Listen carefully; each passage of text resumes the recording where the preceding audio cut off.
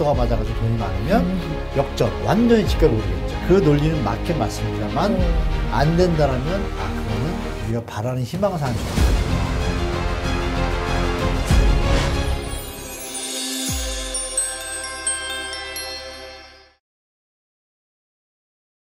일부에서는 인허가 물량이나 착공 물량이 다 줄었다. 그래서 공급 부족 때문에 앞으로 집값이 좀 오를 수 있지 않나. 또 이렇게 얘기하시는 분들도 계시거든요. 많죠? 네. 네. 저도 약간 일부는 좀 그런 생각이 들기도 하거든요. 보도에도 많이 나오고. 네. 어떻게 생각하세요? 전혀 타당성 없는 논리가 아니죠. 누가 봐도. 네. 당연하죠. 공급 물량이 적으면 당연히 올라가는 건 당연한 거잖아요. 살 사람이 많으면. 그런데 여러분, 간혹 딴 데서 보셨는지 모르겠지만 공급 물량이 적어졌는데 수요가 전쟁이 나가지고 사람들이 없어져 버렸어요. 그럼 그 집값이 어떻게 될까요? 똥값이 되겠죠. 살 사람이 없으면. 이게 뭐냐? 공급이 줄어서 가격이 올라가는 건 맞아요. 어떨 때? 수요자들이 그대로 있을 때. 근데 수요자들이 상태가 안 좋아지면 어떻게 될까요? 똑같이 시장이 살아날 일이 없어요. 그렇죠. 근데 이거를 왜 말씀드리냐면 말씀대로 그럴 가능성도 존재해요. 그런데 우린 더듬어 볼 게 뭐냐면 2010년, 11년이에요. 2009년도를 딱 치고 공급 부족으로 2, 3년 뒤 주택 폭등 이런 거 쳐보세요. 그러면 2009년도에 기사가 쫙 뜹니다. 그리고 아니나 다를까 2011년, 12년 마피. 중요한 건 2008년, 9년, 12년이 그런 때가 있었다. 그때하고 차이점이 뭐냐면요. 그때는 소득 대비 주택 가격의 수준이 지금보다 낮았어요. 그런데도 그렇다면 지금은 높기 때문에 더 그럴 가능성도 있겠죠. 아니면 다들 로또가 맞아가지고 돈이 많으면 역전, 완전히 집값이 오르겠죠. 이렇게 판단하시면 좋을 것 같아요. 그래서 제가 드릴 말씀은 그 논리는 맞긴 맞습니다만 경제 상황과 수요자들이 부담 능력이 유지가 될 때 안 된다라면 그거는 우리가 바라는 희망사항일 수도 있겠구나. 돈이 없는데 어떻게 사요? 그렇죠? 그리고 그 주택 가격이 더 올랐다? 더 비싸졌다는 얘기잖아요. 그렇죠. 그러면 그걸 살 사람이 얼마나 있는지 우리가 한번 체크해봐야겠죠? 그러면 그거의 시나리오는 두 가지가 있겠구나. 진짜 그럴 수도 있고 거꾸로 더 내려올 수도 있겠구나. 이게 두 개가 병존합니다. 절대 100% 믿지 마시고.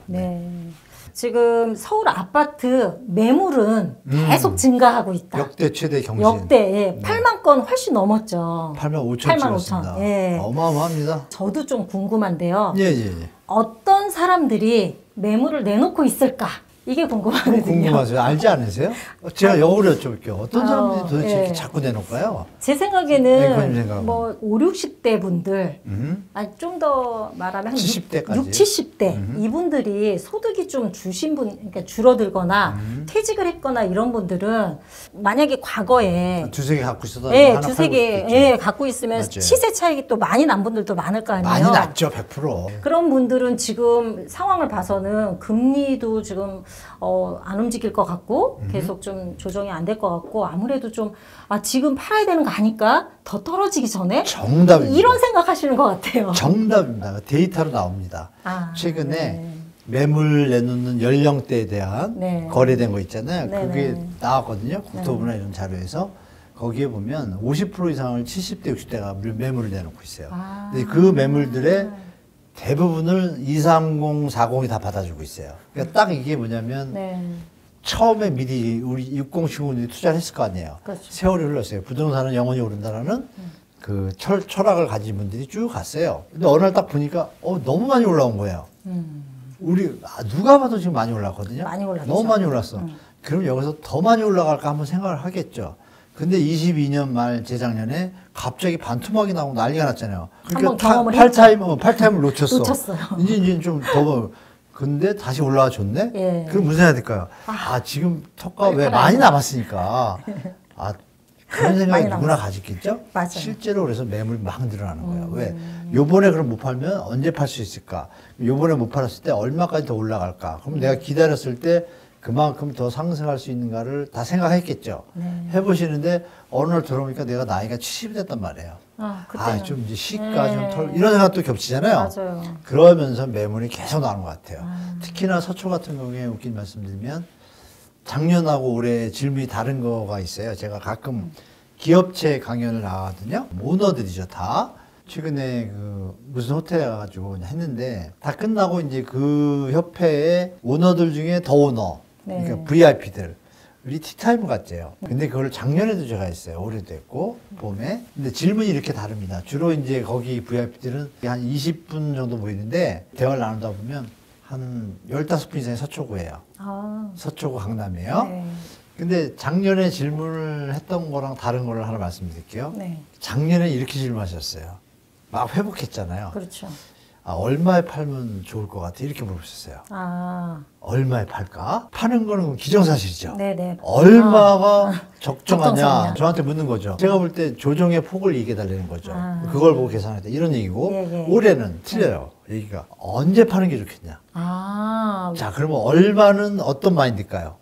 지금 조정하겠다는 마인드인가 봐요. 그냥 누가 살 사람만 있으면 정확하십니다. 팔겠어. 자, 그러면 이 두 가지 말의 워딩이 네. 정말 다르죠. 바로 아시잖아요. 네. 그럼 우리 시청자분도 대충 이해되실 거예요. 이 얘기는 사실 믿거나 말거나 수준은 아니고 네. 제가 받은 질문에서 느낀 거예요. 약간 마인드가 바뀌고 있구나. 뭐 그리고 이제 6070들이 차익도 꽤 낮고 특별한 몇 분을 제외하고는 뭐 60, 70에 막 갭 투자 심하게 하는 분들은 없잖아요. 그렇죠. 근데 주로 예전에 사신 분들이 집이 두 개, 세 개 있으면 나오는 거예요. 그래서 그렇게 겹치는데 이게 그러면 잠시 하고 마칠 것이냐. 그게 아니잖아요. 네. 계속 6070이 늘 거잖아요. 네. 그런데 2030은 줄잖아요. 여기서 우리 시청자들은 네. 시장을 바라보는 예측력을 조금 작동시키면 좋을 것 같아요. 네. 그러니까 이제 네. 맞아요. 저한테 질문 주신 게 왜 이렇게 매물이 늘어날까요?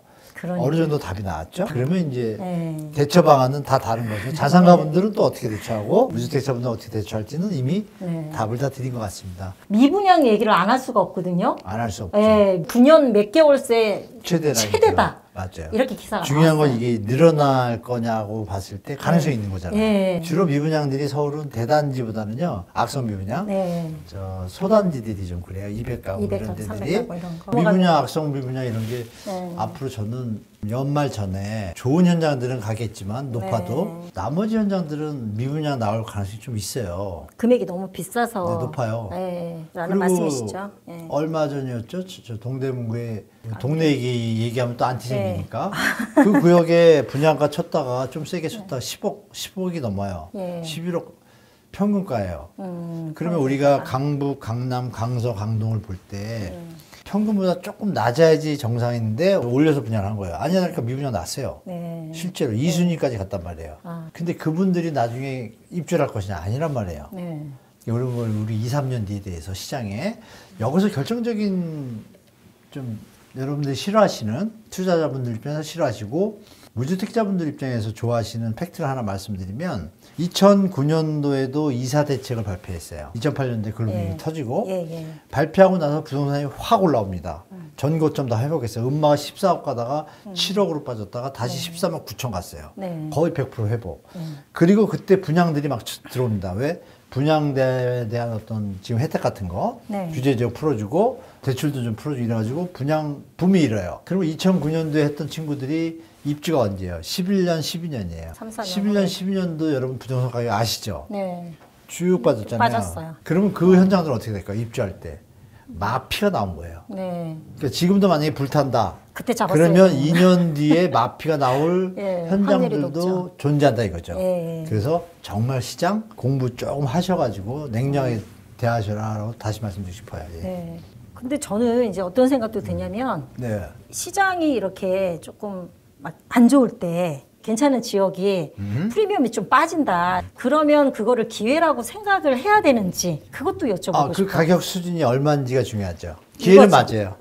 조정기의 어느 시점에서 네. 수익이 차후에 물가 상승률이나 네. 소득 수준이나 수요를 생각했을 때 이 정도의 피가 빠져가지고 건축비가 이거죠.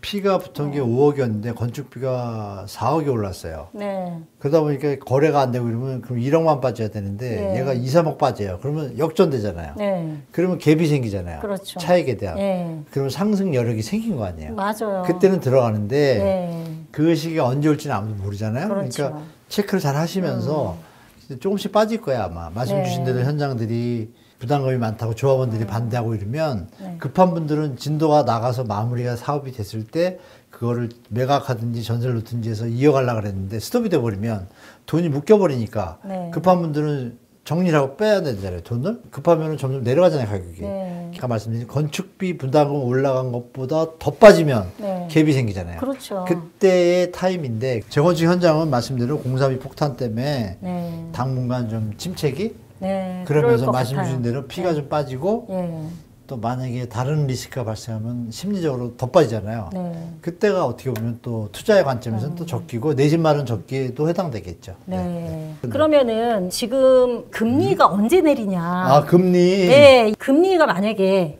이제 만약에 예, 만약에 if 예, 내렸다. 내렸다. 예, 올 안에 내렸다. 뭐 9월에 내렸다. 예, 그러면 부동산 시장에 영향이 당장 뭐 어떤 게 있을까요? 이나 심리적으로는 좋은 것 같고 예. 여러분들이 접하는 건 보도자를 많이 보겠죠. 네. 드디어 금리 인하 막 인하, 이렇게 예. 막 펌핑 기사. 여기서 이제 팩트를 좀 체크해 볼까요? 네. 여러분 스트레스 DSR이라고 좀 들어보신 경우 나죠? 뭐 대출을 쪼이는 거죠. 네네, 스트레스 예. DSR. 예, 스트레스를 주는 거죠. 네, 그렇죠. 제목이 똑같습니다. 네. 작년 12월에 발표했잖아요. 네. 올해부터 스트레스 DSR을 금리를 연말에 발표를 해요. 12월에. 12월에 발표하는데 작년에는 1.5%였어요. 그래서 네. 올해 지금 상반기는 0.37로 하반기는 0.7% 가상금리가 붙어요. 네. 스트레스 DSR로. 예, 예. 그 얘기 뭐냐면은 내가 대출받는 금리 우리가 뉴스에서 접하는 기준금리보다 이 금리를 더해서 대출금리가 되는 거예요. 최소한. 네. 근데 내년부터는 이게 100% 적용이 돼요. 아. 그럼 여러분 미국이 5.5인데 우리나라 3.5잖아요. 그렇죠. 2% 낮아요. 미국이 예를 들어서 진짜 운 좋아서 0.5 내렸다고 칠게요. 그럼 5%잖아요. 예. 그러면 우리는 내리기 힘든데도 불구하고 PF라든지 자영업자분들 어려운 거 이자 문제 때문에 따라서 0.25나 0.5 내릴 수 있겠죠. 네네. 과감하게. 네. 3.5에서 0.5가 내리면 3.0이잖아요. 네. 근데 좀 아까 제가 뭐라 그랬어요? 스트레스 DSR 금리가 뭐라 그랬죠? 0.7. 7호고 내년부터는 1.5 1.5. 적용. 3.0 더하기 1.5 하면 어떻게 돼요? 4.5네요. 그러면 내려갔어요? 올라갔어요? 지금 기준으로 올라간 거 아니에요? 지금 기준금리보다 더 올라갔잖아요. 네, 근데 그렇죠. 무슨 뭐 금리 인하가 어디 있어요? 여러분, 네. 스트레스 DSR을 왜 한국은행이 네. 시작하는지 그 바젤3라는 그 협약이 있어요. 국제협약. 우리가 그걸 거부할 수가 없어요. 네. 물론 마지막 연말에 그걸 감안해서 0.75로 가상금리를 정할 수도 있어요. 중요한 건 뭐냐. 부동산이 만약에 미국이 금리 인하해서 한국은행이 여러 가지 압박에 의해서 물가가 오름에도 불구하고 금리를 인하하는 나라는 미친 나라예요. 네. 한국은행법에 나오잖아요. 1조에. 한국은행의 목적은 물가 안정이다가 1번이 1조예요. 근데 무슨 짓거리예요? 말이 안 맞죠? 어긴 거네요. 물가 때문에 지금 정신없는데. 네. 그런데도 불구하고 이런 말을 하죠. 고용과 경제 상황 때문에 고려. 고려하여 0.5 내릴 수 있어요. 네. 0.5는 내리는데 그러면 자영업자분들하고 건설사는 도움이 되잖아요. 네. 이거는 뭐예요? 부동산에서 집을 살려는 사람들이 스트레스 DSR을 적용하니까 네. 부동산 사실상. 붐이 일어나거나 버블되는 걸 막을 수 있잖아요. 아. 그러니까 금리를 인하하는데 네네. 스트레스 DSR을 올리면 어떻게 돼요? 부동산 주택을 매입하는 사람들은 높아진 거고 예. 자영업자나 건설사 이자 부담이 그분들은 조금 한숨을 돌릴 수 있죠. 네. 이렇게 투트랙으로 가는 게 제가 볼 때 정부가 할 최선의 방식인 것 같아요. 네. 그럼 우리가 예측할 수 있는 건 만약에 금리를 낮췄는데 이자도 낮춰주고 이 스트레스 DSR도 빵을 하면 어떻게 돼요? 지금 그러면, 마지막 불꽃이 일어나겠죠. 또 예, 그렇죠. 네, 소득도 안 늘어나는데 그러면 나중에는 더 큰 문제가 되겠죠. 네. 물가는 오르고 네. 그러면 바보가 아닌 이상 정부가 금리를 미국은 말씀 주신 대로 네. 여러 가지 썰이 있지만 제가 볼 땐 9월에 한번 대선 때문에 네. 바이든 대선 예. 때문에 0.25나 0.5 내릴 수 있어요. 내리면 12월 끝나면 12월 때 인플레이션이 뜬다 그러면 다시 원위치. 그렇죠. 근데 괜찮다 그러면 0.5또 내리거든요. 보면 내년 정도 돼야 미국이 잘해야 4.5 가요. 네. 4나. 그러면 우리랑 생각해 보시면은 우리가 3.0으로 낮췄다. 네.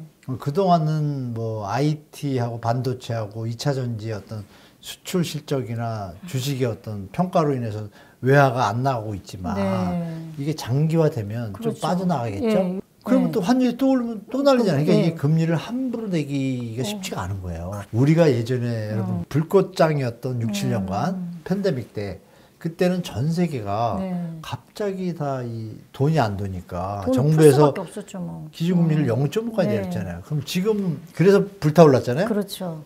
그럼 금리 인하의 폭도 중요하잖아요. 네. 우리가 지금 다시 1% 내릴 수 있어요?